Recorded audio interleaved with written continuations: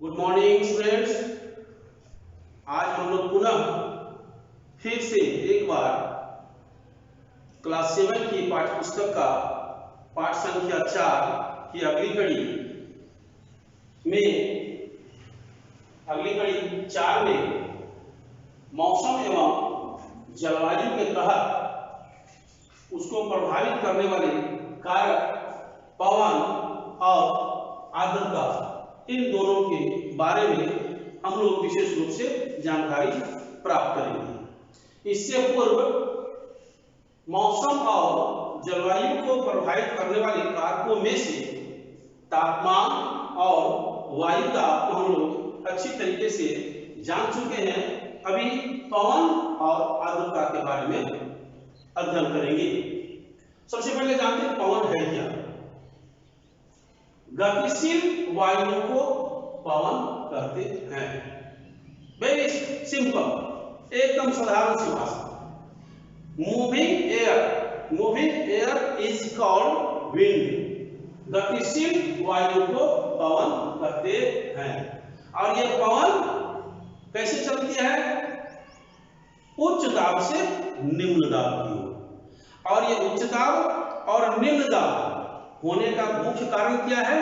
तापमान का असमान वितरण। तापमान का असमान वितरण होने के कारण हवाएं कहीं जल्द गर्म होती हैं, कहीं हवाएं ठंडी रहती हैं।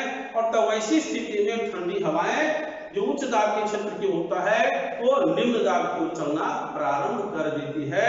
वो हवाएं गतिशील हो जाती है। इसीलिए इस गतिशील वायु को पवन कहते हैं। आगे देखते हैं ये पवन कितने प्रकार के होते हैं। सबसे पहला जो है वह हमारा है अस्थाई पवन, जिसको हम लोग बोलेंगे परमानेंट विंड। परमानेंट विंड मतलब ये ऐसी हवाएं, ऐसी पवन है जो वर्ष भर एक ही दिशा में चलती है।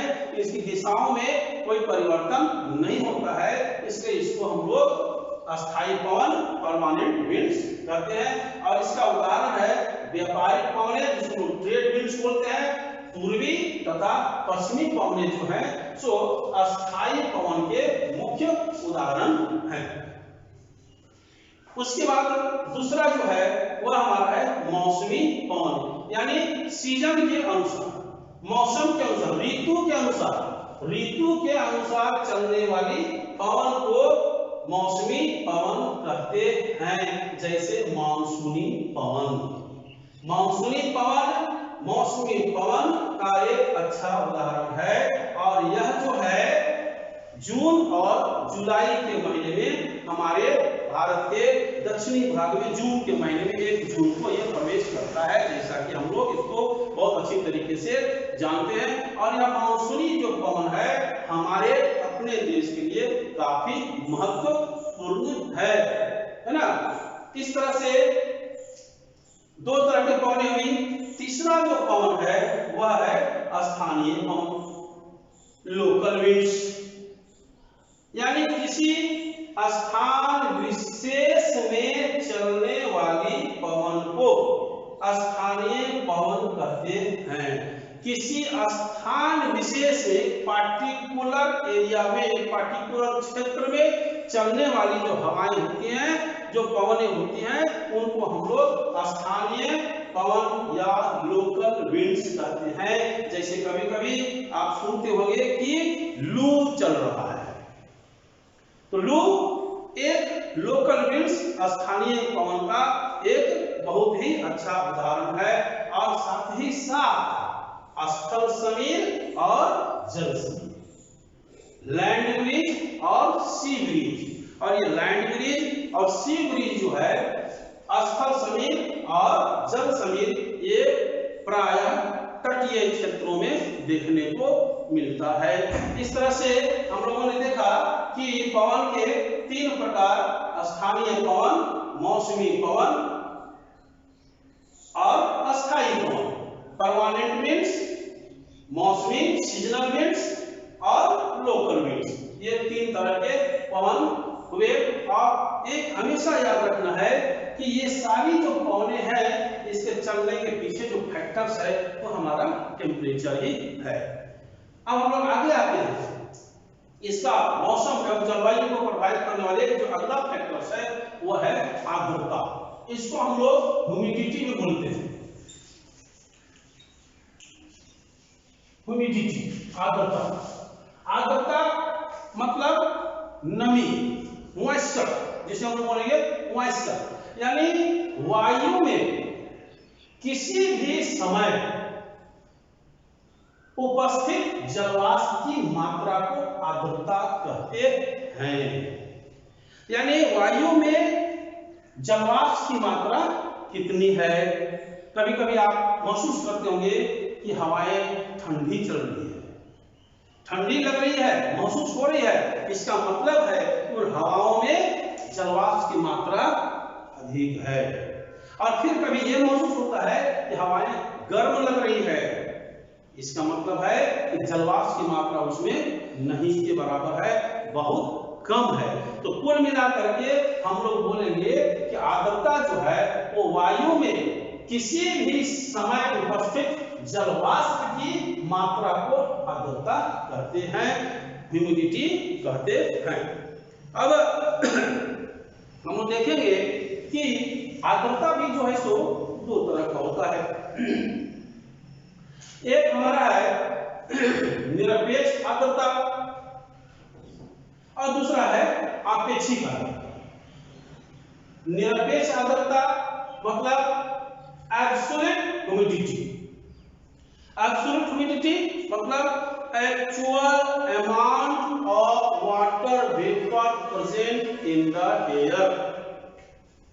Actual amount of water vapour present in the air, यानी किसी निश्चित आयतन पर उपस्थित जलवाष्प की मात्रा को हम लोग निरपेक्ष आर्द्रता बोलते हैं। जैसे मान लिया जाए कि तापमान, अभी हमारा तापमान मान लिया जाए कि 40 डिग्री सेल्सियस है, 40 डिग्री सेल्सियस है, और जो हवा में जो ह्यूमिडिटी है वह जो है सो 10 ग्राम है ना पर क्यूबिक सेंटीमीटर है। तो ये जो अमाउंट ऑफ वाटर वेपर हुआ, यही जो है सो हमारा क्या होगा, ह्यूमिडिटी होगा। यानी 40 डिग्री सेंटीग्रेड है, लेकिन जो वास्तविक जो हमारे जो वायु जो हवा में जो मॉइस्चर है वह 10 ग्राम क्यूबिक सेंटीमीटर है।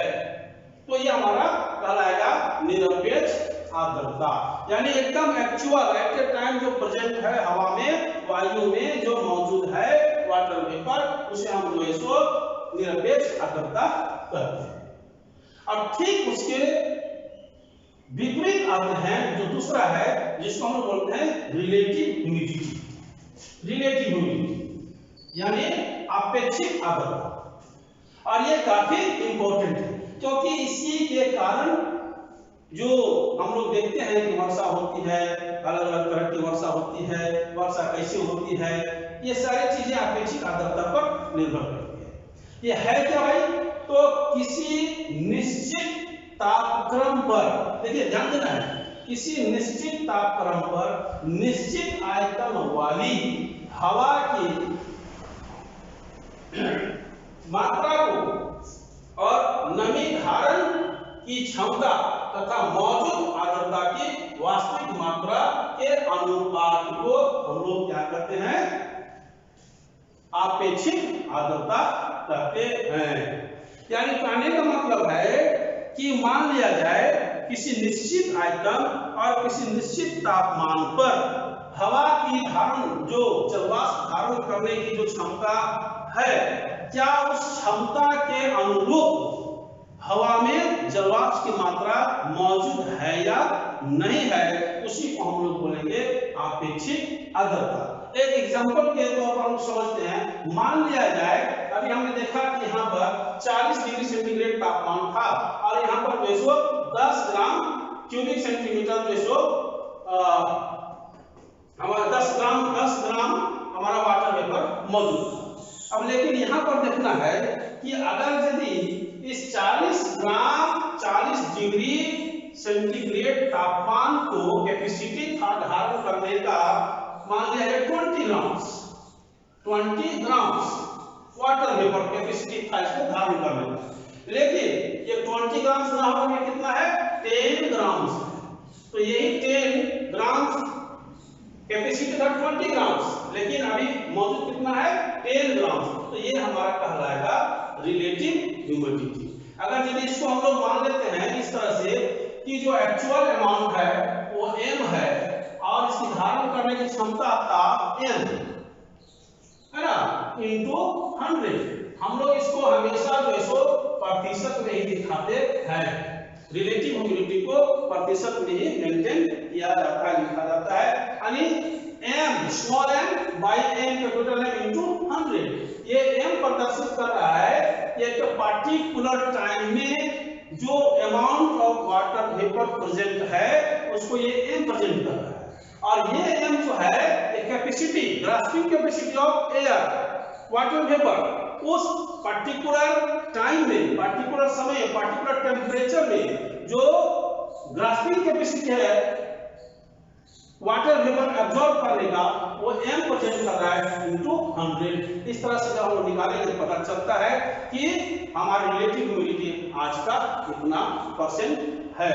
तो इस तरह से हम लोग जो मौसम और जलवायु के बारे में जो फैक्टर्स था, 4 फैक्टर्स, इससे पूर्व 2 फैक्टर्स को हमने डिस्कस किया था। आज हमने पवन और आर्द्रता के बारे में जाना, और इसी के कारण होता क्या है कि जब अगर यदि अब थोड़ा सा एक एग्जांपल और हम देते हैं कि अगर 40 डिग्री टेम्परेचर में इसकी कैपेसिटी था 20, और अगर यदि 20 से एबव हो जाता है, मोर देन 20, 30 डिग्री अगर हो गया यहाँ पर 30 डिग्री 30 ग्राम्स प्रेजेंट कैपेसिटी था धारण करने का 20 ग्राम्स, लेकिन एयर में प्रेजेंट है हमारा 30 grams, that means 10 grams water vapour atmosphere में वायु में ज्यादा है। उसी समय वह 10 ग्राम्स जो वाटर वेपर होता है वो ड्रॉपलेट्स के रूप में वो कंडेंस्ड होता है और पुनः जो है वर्षा के रूप में गिरना प्रारंभ हो जाता है। तो इस तरह से हम लोग बोलेंगे कि मौसम और जलवायु को ये सारे फैक्टर्स जो काफी प्रभावित करते हैं। तो इस तरह से हम लोगों ने जाना कि मौसम जलवायु को प्रभावित करने वाले फैक्टर्स के बारे में। अब इसके आगे के बाद हम लोग इसके आगे अध्ययन करेंगे। आज इतना ही, धन्यवाद।